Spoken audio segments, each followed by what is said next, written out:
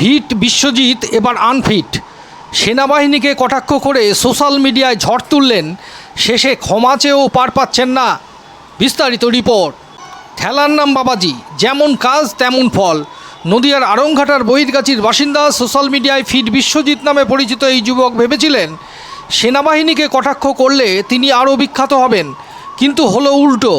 Facebook লাইভে নেমে সেনাবাহিনীর নামে কুৎসা, কুমন্তব্য, অপমানজনক মন্তব্য সবই উজাড় করে দেন, আর তাতেই সোশ্যাল মিডিয়ায় বয়ে যায় ক্ষোভের জলোচ্ছ্বাস।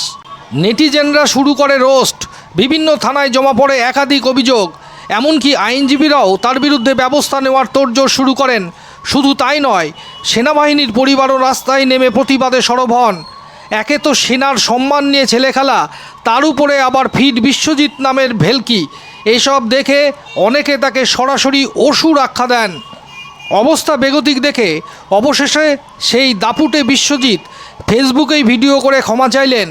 একসময় যে লাইভে সেনাকে নিয়ে কটাক্ষ করেছিলেন, সেই লাইভেই এবার ভিক্ষা চান জনতার দয়া। প্রশ্ন একটা, এই ক্ষমা কি তার রক্ষা করবে, নাকি সেনাকে অপমান করার খেসারত তাকে দিতেই হবে আইনের কাছে?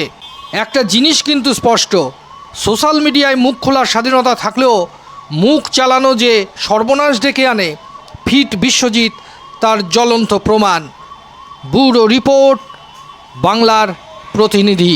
একটা ভিডিও আমার ভীষণ পরিমাণে ভাইরাল হয়েছে এবং যার জন্য আমার অনেক সমস্যার সম্মুখীন হতে হচ্ছে।